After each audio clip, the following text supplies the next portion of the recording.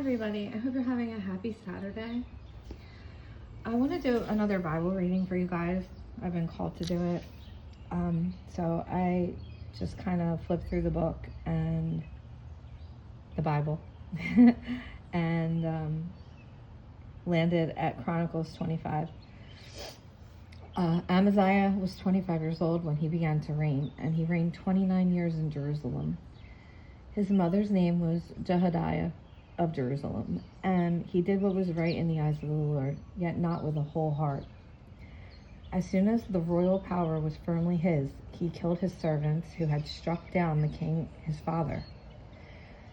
But he did not put their children to death, according to what was written in the law in the book of Moses, where the Lord commanded, "Fathers shall not die because of their children, nor children die because of their fathers, but each one shall die for his own sin." Then Amaziah assembled the men of Judah and set them by fathers' houses under commanders of 1,000s and of hundreds for all Judah and Benjamin. He mustered those 20 years old and upward, and found that there were 300,000 choice men fit for war, able to handle a spear and a shield. He hired also 100,000 mighty men of valor from Israel for 100 talents of silver.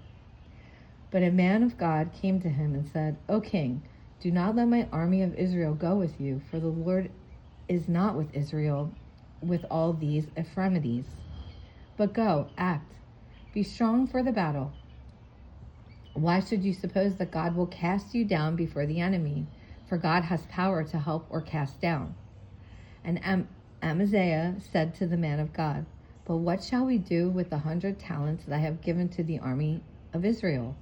The man of God answered, "The Lord is able to give you much more than this." Then Amaziah discharged the army that had come to him from Ephraim to go home again. And they became very angry with Judah and returned home in fierce anger. But Amaziah took courage and led out his people and went to the valley of Salt and struck down 10,000 men of Seir. The men of Judah captured another 10,000 alive and took them to the top of the rock, threw them down from the top of the rock, and they were all dashed to pieces. But the men of the army whom Amaziah set back, not letting them go with him to battle, raided the cities of Judah from Samaria to Beth Horon and struck down 3,000 people in them and took much spoil. After Amaziah came from striking down Edomites, or I don't know if I'm saying that right. Sorry if I'm not. He brought down the gods of the men of Seir and set them up as his gods and worshipped them, making offerings to them.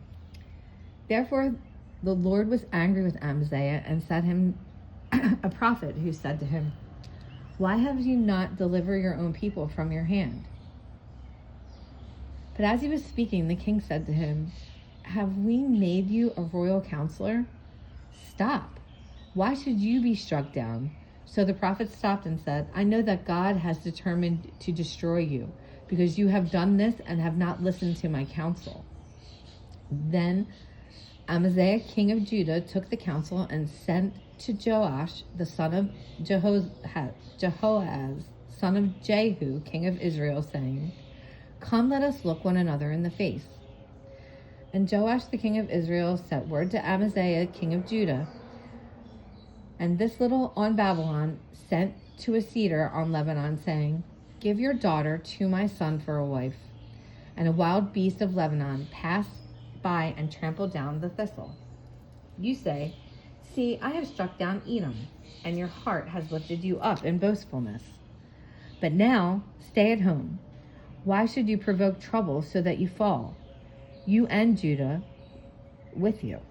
But Amaziah would not listen, for it was God, in order that he might give them into the hand of their enemies, because they had sought the gods of Edom. So Joash, king of Israel, went up, and he and Amaziah, king of Judah, faced one another in the battle at Beth Shemesh, which belongs to Judah. And Judah was defeated by Israel, and every man fled to his home. And Joash, king of Israel, captured Amaziah, king of Judah, the son of Joash, son of Ahaziah, and Beth Shemesh, and brought him to Jerusalem, and broke down the wall of Jerusalem for 400 cubits from the Ephraim gate to the corner gate. And he seized all the gold, silver, and all the vessels that were found in the house of God in the care of Obed-Edom. Am I saying that right? I don't know. He seized also treasures of the king's house, also hostages, and he returned to Samaria. Amaziah, the king of Joash, king of Judah, lived 15 years after the death of Joash, the son of I'm sorry, I keep messing this up. Jehoash, king of Israel. Now the rest of the deeds of Amaziah, from first to last, are not written in the book of the king of Judah and Israel. From the time he turned away from the Lord, they made conspiracy against him in Jerusalem, and he fled to Lachish. But they sent after him to Lachish and put him to death there, and then brought him upon his horses, and he was buried with his fathers in the city of David. So I think it's pretty ironic that I opened up to this chapter because it's almost Father's Day, and with everything that's going on in the world right now, I think really the message in this is that it's time for a change. I mean,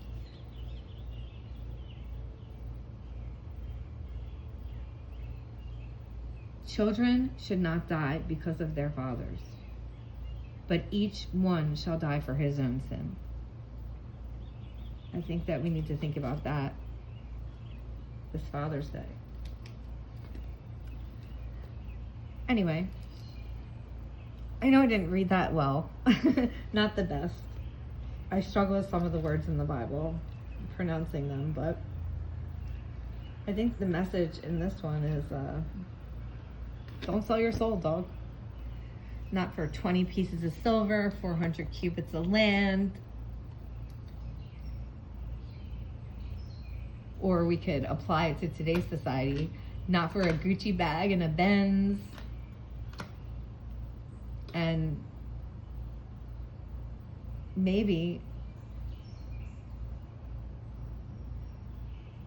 facing each other and understanding each other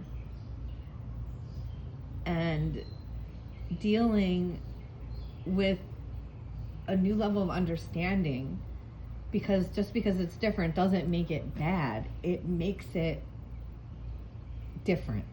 And people don't like change, and they don't accept things they're not used to because of fear. And I think it's time that we break out of the fear. It's not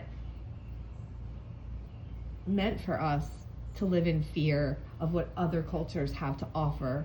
I think it's time to lift everybody up and see the goodness in each and every culture. There's good and bad in everything. It's time to eliminate the extremism and take accountability for the wrongdoings that we have made against our neighbors and our families. I hope everybody enjoys their day tomorrow with their dad. All right, guys, love you. I'm out.